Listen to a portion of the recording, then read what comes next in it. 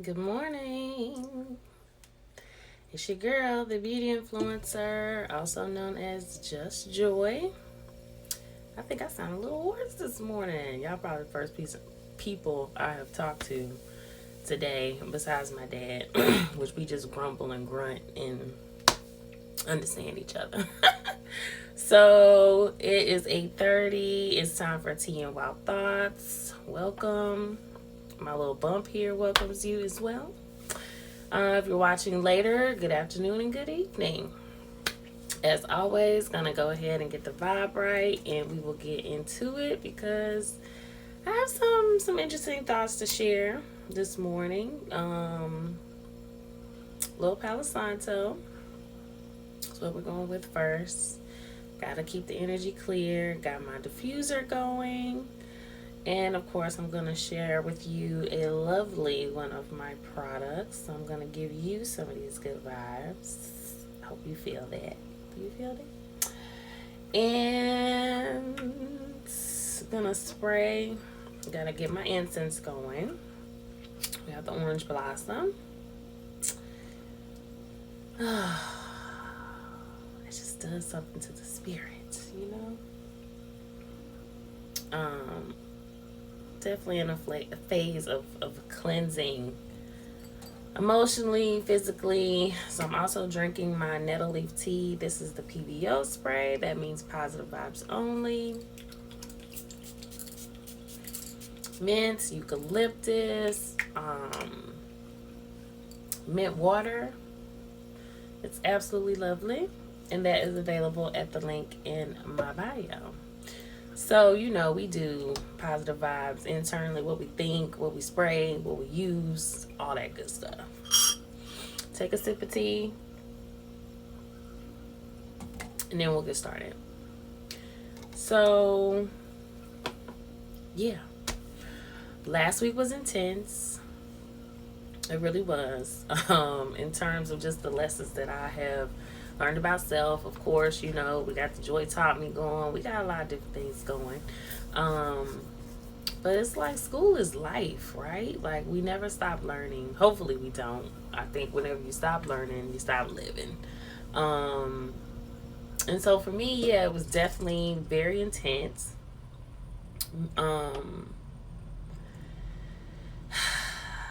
Relationship issues, and not even particularly issues, but just again the way it makes you focus on self. I tend to think that relationships are really just here to help us do the work on the self. A lot of times we think that's where we're going to find our happiness, that's where we are going to get all of our support and all of our love, and they're really just kind of like situations. I'm just looking at my skin. Situations that allow us to reflect, on what are we doing internally. The relationship is just kind of a projection or an outward way of really looking at self, right? Because you have someone else to really compare yourself to, but it's always about the self. And I think that once and what is the self? Like it's a mixture of the spirit and it's a mixture of ego. And the ego gets such a bad rap, like, of course our ego sticks up for us. It gives us our confidence, it gives us our arrogance at times, but it also protects us. It's the part of you that's also saying, no, this is really who I am. And it sticks up for us, so the only way that we can really come to full acceptance of how life is evolving, is really dealing with that ego.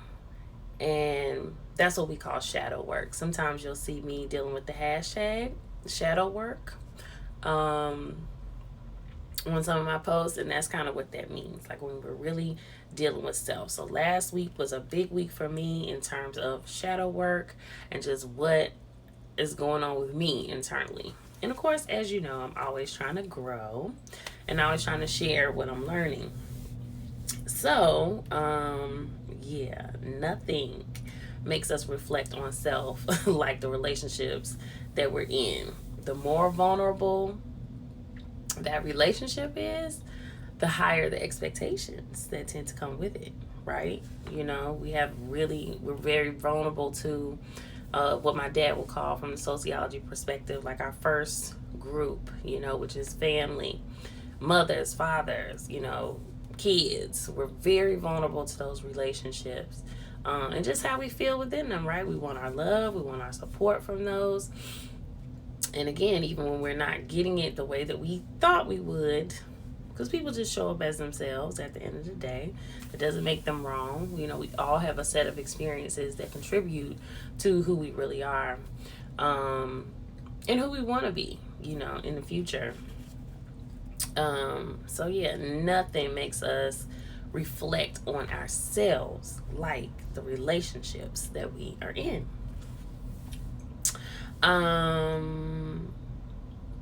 Yeah, I'm reading my little notes, so just bear with me. So, again, we're talking about the ego and how we're exploring the ego within the relationships. We think about self-serving, you know, self-sabotage, and that was something I definitely had to reflect on last week. I definitely can say that I can relate and understand self-sabotage. Good morning. And I think that, and I'm just going to be completely transparent here, especially in relationships.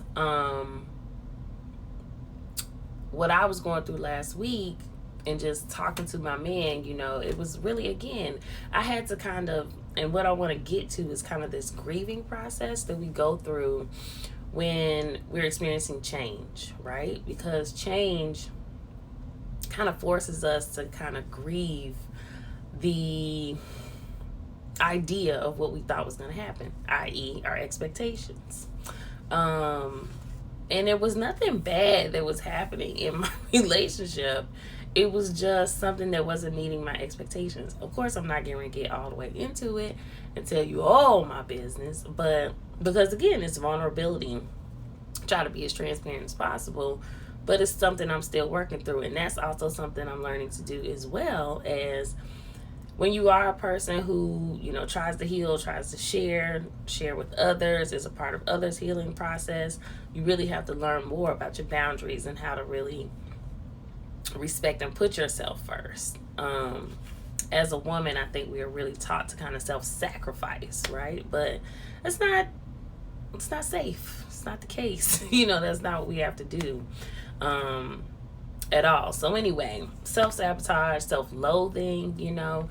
So I was saying that within our relationships, that's where we really find the time to really do the work on self, because we have someone to kind of reflect ourselves back off of. And it really starts to talk back to the self and to the ego and what we're going through.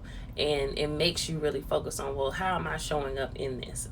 I put a post up, I think last week, saying, you know, am I loving this person? And that could be a romantic relationship, that could be a family relationship. Am I loving this person the way they want to be loved, or am I loving them the way I want to be loved? So yeah, you know, it starts to really become something that, again, it's layers to it. It's not so cut and dry. You know, we don't just, a lot of times we want to say, well, this is right and this is wrong.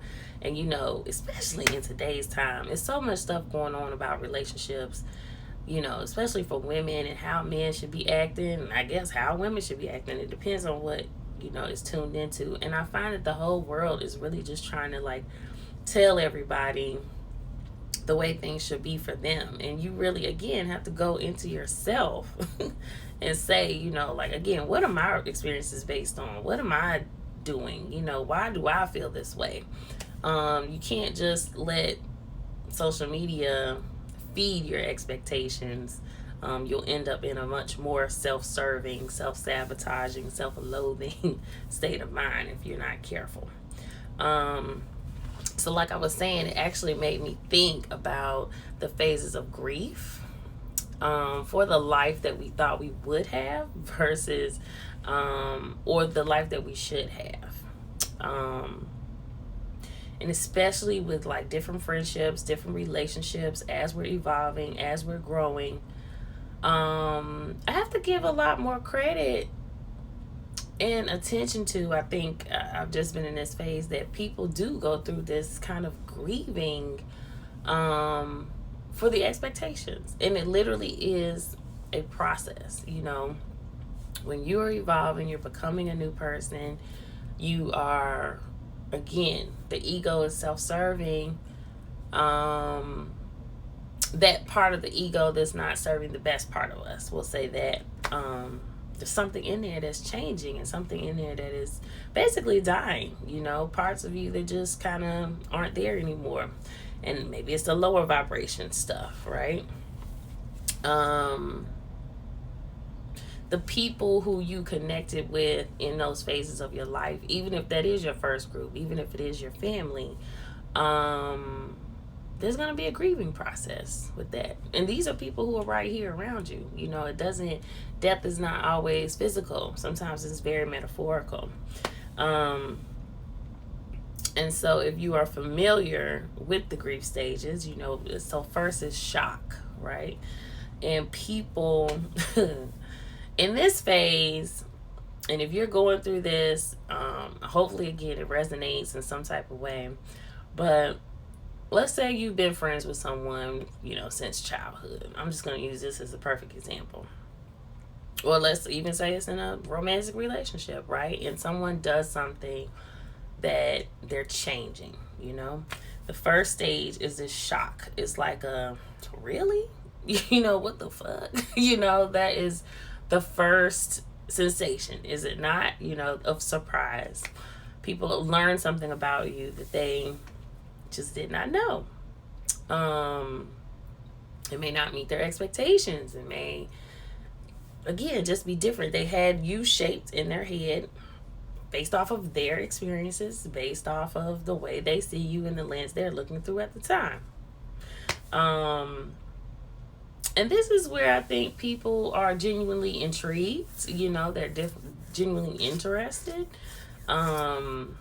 Even if it's in a disappointed way, you know, they're seeing something they've never seen before. So they're going to kind of peek in there and say, you know, like, what's going on with this? You know, I'm surprised. I'm surprised that this is different than I thought it would. Of course, you know, my dad always said, you know, one thing that people love an interesting person. You know, that's why I tend to share such a variety of things, you know, on my page, because I'm not a one-dimensional person.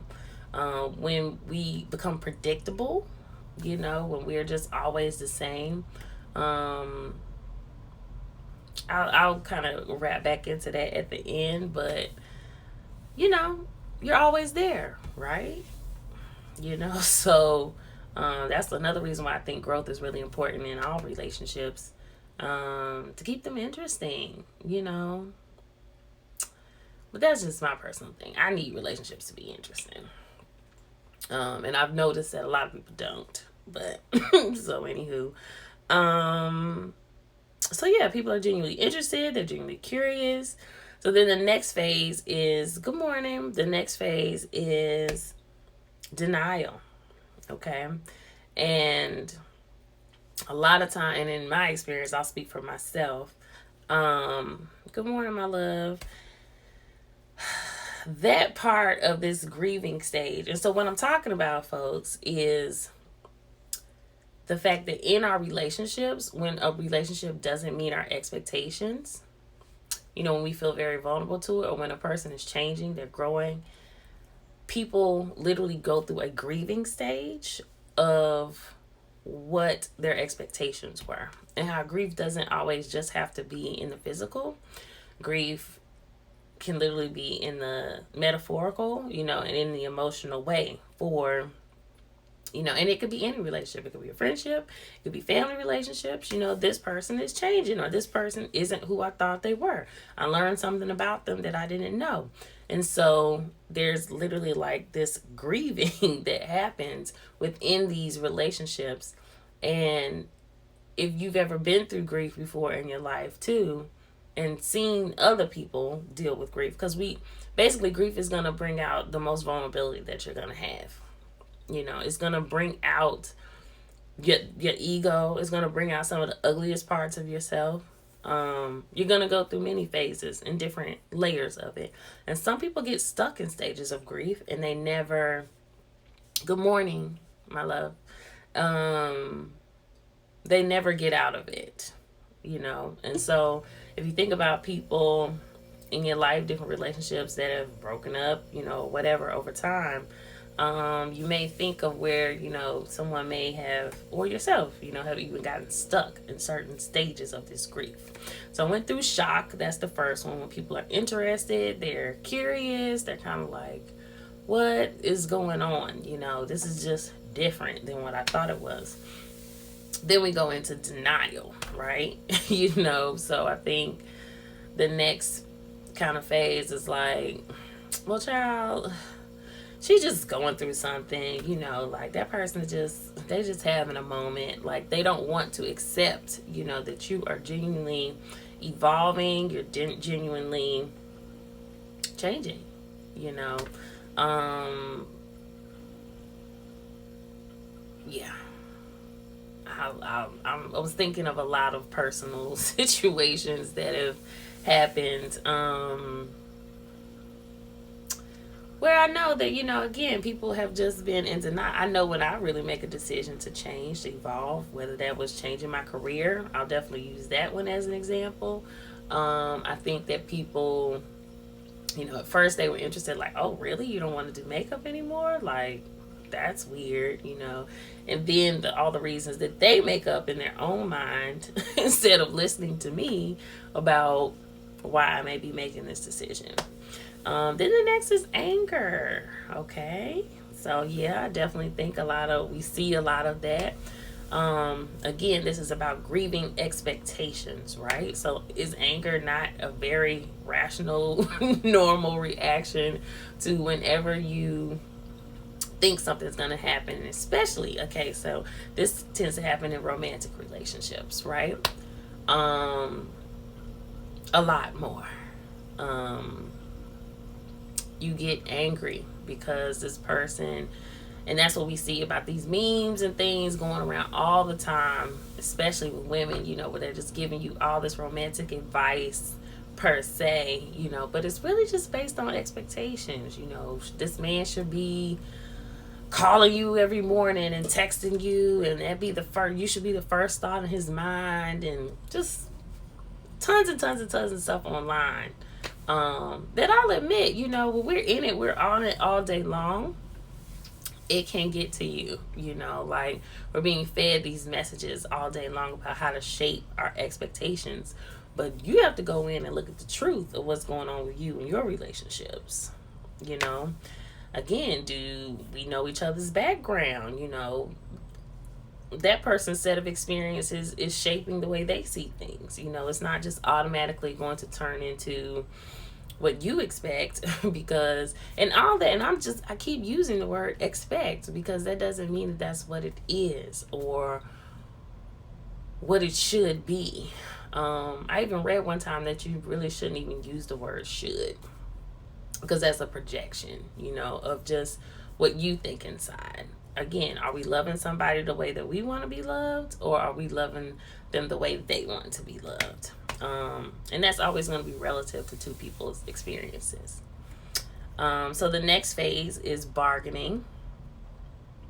And I find it in this phase, you know, when, again, let's say my makeup career, right? And then people realize, and so they go through the phase of shock. Then it's a denial. Oh, no, she's still going to do my makeup, right? Then it's anger. Oh, bitch, you ain't going to do my makeup? Then it's anger, right? And then they're probably talking behind your back somewhere, you know, about who you think you are, blah, blah, blah. And then we have the bargaining. So then someone's going to come in, right, and try to kind of present you with something old, just to kind of test and see if there's still any of the old left in you. And again, this is not judgment. This is not pointing fingers. this is just awareness, that this grieving happens in our relationships. It doesn't just happen again when we lose someone. And we have to give ourselves credit, for going through these phases, because they're tough, especially when we're trying to grow into the people that we really want to be. We have to kind of let parts of ourselves die, especially if they are, again, with the bad parts of the ego, the self-sabotage, the self-loathing, the self-serving. You got to go through that with yourself too, So sometimes I think we just not giving ourselves enough credit or time to really go through these experiences and deal with them in the healthiest way, right? So the bargaining, people are going to present you with something from your past, basically, and just kind of try to see and test you and see, are you really changing? Is this really over? Is this relationship really turning into something I didn't think it was in my head? Yeah, they're going to try. So the next phase is that depression. And so let's say they presented you with something from your past and it didn't work, right?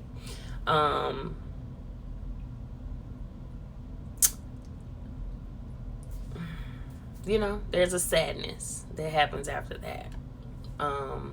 Especially, I know for me, in friendships that have changed, over time, I'll definitely say there's a sadness, that, and we have to go through that, and there, again, these parts of the grieving are always going to force our vulnerability to show up. Everybody doesn't deal with grief, doesn't deal with things in the same way. And so some people are depressed, but they never allow themselves to really acknowledge that. Sadness is just not something. Sadness is a human emotion. You know what I mean? Like, there's nothing wrong with being sad. Some people just, let's just be honest, they suppress it. They don't allow themselves to deal with negative emotions. And I personally think it's very important to still just deal with all the emotions that you have. Just because some emotion may be negative doesn't mean that it's wrong or that you're going to stay there, that you can never come out. Feeling sadness, feeling weakness, feeling things we do from separation with people in whatever way is normal. It's normal. And so we have to give ourselves that time to deal with that. And then there's the testing. So I can't quite say the way that may show up just now. But then there's acceptance, right? Then there's acceptance. And so my whole point is that you're going to go through all these phases. When you're changing, you're deciding to change, you're deciding to evolve. Just remember that everybody's going to be, you're not the only one who's in that experience, like multiple people are in the experience with you, and you're all going through these phases of grief for what our expectations were. And everybody's going to deal with that differently, so,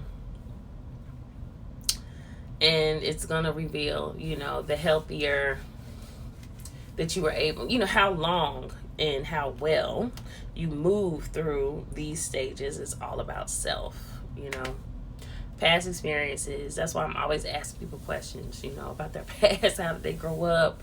What was going on with them? Maybe some people think it's just nosy, but it definitely helps you understand why people are the way they are, and helps you not take things so personally. Because you never know when something you may be doing is triggering, to an experience they may have had in the past. May have absolutely nothing to do with you. And again, so that little ego part is going to pop up to try to protect you, but then you got to talk to it and be like, yo, fall back a little bit.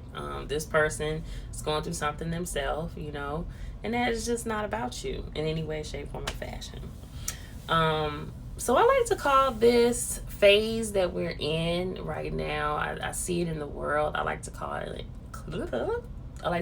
it emotional reconstruction. That's a concept that I've really been thinking about and kind of working on for a while. when you think about Reconstruction, I was talking to a friend about this last week. When you think about wars, right, that we've literally had over time, the Civil War, mainly the Civil War, because that was the biggest one, in America. But yeah, after a war, after things have been torn down, after things have been destroyed, there's a period of reconstruction, right? You have to put things back together. And I can see in America for the very first time, people are way more emotionally aware, and we're really dealing with some of the things that are in the fabric of this nation, i.e., race, which is such a huge part of American history, okay, in the way the whole country is built. And so I think it's just now allowing even white people to deal with some of their self-loathing, self-serving, self-sabotaging. Again, what we're seeing in, cops shooting people, shooting black people, in Texas. Like, there is some level of self-serving, and self-loathing that's in there. You have to look at yourself and why did you do something like that? This person didn't make you do it, So again, that relationship forces you to reflect on self and why am I making these choices? Hopefully it does, if we're aware enough. We take the opportunity to really try to reflect on self. So emotional reconstruction, you'll hear me kind of deal with that a little bit more as we continue our discussions and conversations. But I want to kind of end with a wild thought. Yeah. And here it is. So many see change as a mourning of expectations instead of a celebration of acceptance. And that's pretty much what I've been talking about this whole time, is that a lot of times it's just change. Evolution is change. People tend to resist change as much as possible. People don't like change at all. When we can keep things the same, again, then we can create our expectations, right? And it's valid, don't get me wrong. But the more that you can deal with the unknown, the more that, again, it reflects on your vulnerability. It reflects on yourself. It reflects on your confidence in the way that you can deal with whatever comes at you, because, again, that's what's going to... You can't plan for vulnerability. You can only just really build and become more confident in yourself all the time.